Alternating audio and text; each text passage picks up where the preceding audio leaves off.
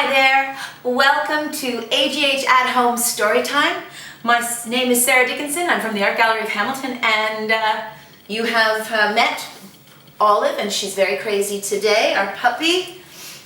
And this is Bean, and we're so glad you could join us today. I'm finally feeling like there's a little bit of spring in the air, the sun is shining, and I'm looking forward to Storytime with you. Today, we're actually reading a story about being outside, and it's called Have Fun, Molly Lou Melon. And it's written by Patty Lovell, illustrated by David Catrow, and it was published by G.P. Putnam's Sons, which is a division of Penguin for Young Readers. Molly Lou Melon's toy chest overflowed with whoosy-whatsits of all shapes and sizes. Her grandma had told her, back in the olden days, I didn't have fancy dolls or action figures.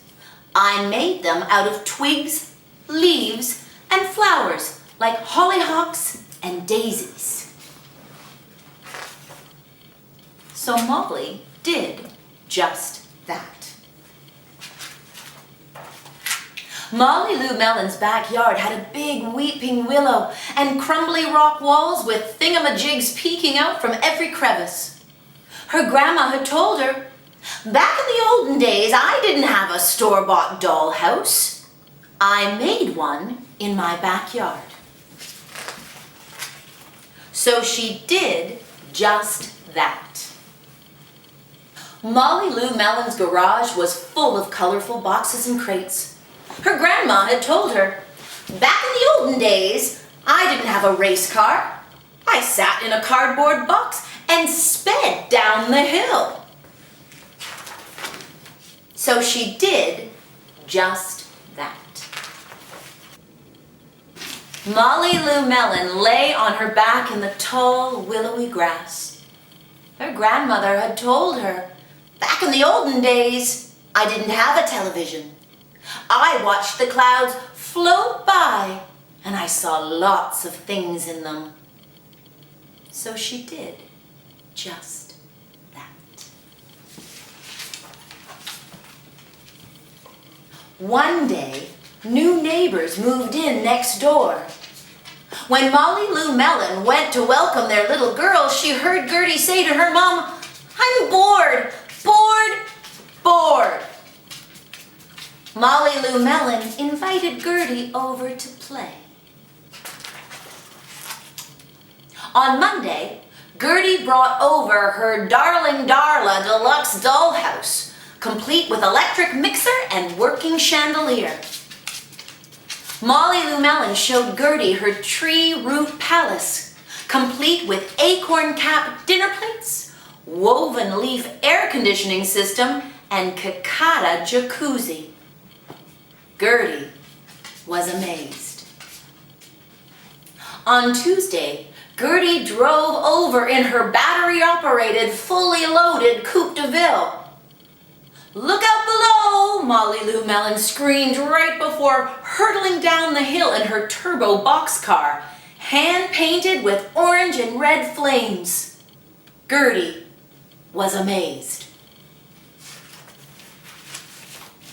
On Wednesday, Gertie was going to call Molly Lou Melon on her cell phone. But then, she heard a strange sound coming from an old tin can that was dangling in her window.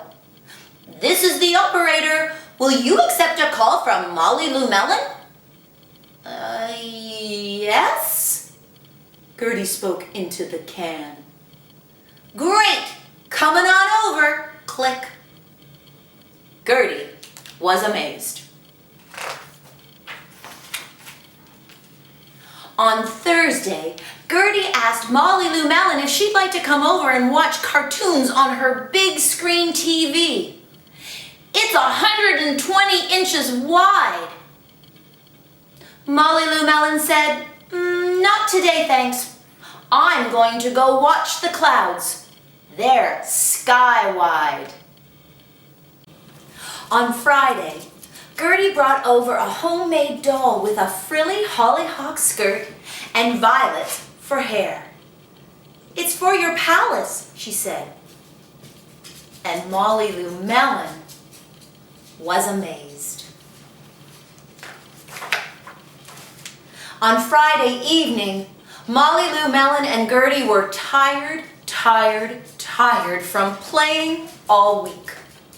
They lay down in the tall willowy grass, looking up at the clouds. "I see a butterfly," Gertie giggled.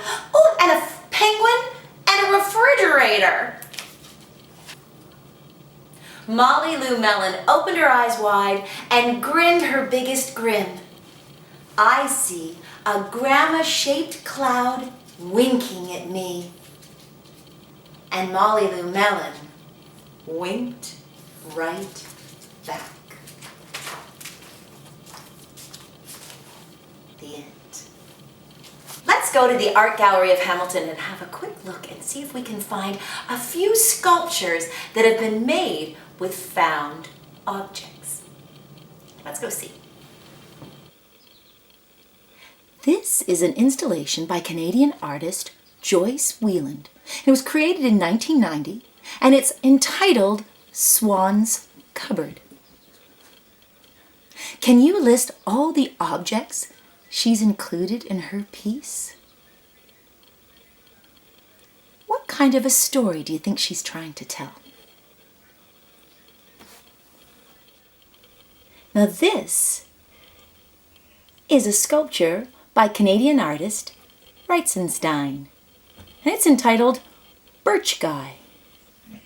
Reitzenstein explores the relationship between technology and the natural world. What do you see in this sculpture that's from nature? And what do you see that's man-made?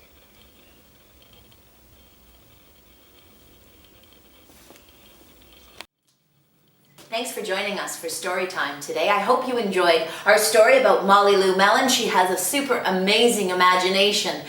And I really liked how she would gather bits and pieces from outside and around the house and make these amazing houses and villages and cities. Perhaps you could gather up a few things that you collect from outside or inside. Bits and bobs and what's-its and who's-its, and see what you can create. I hope you'll be able to join Tyler on Thursday at 2:30 for Storytime Art. I can't wait to find out what he's working on. Thanks for joining us today, and I look forward to seeing you next week. Bye for now.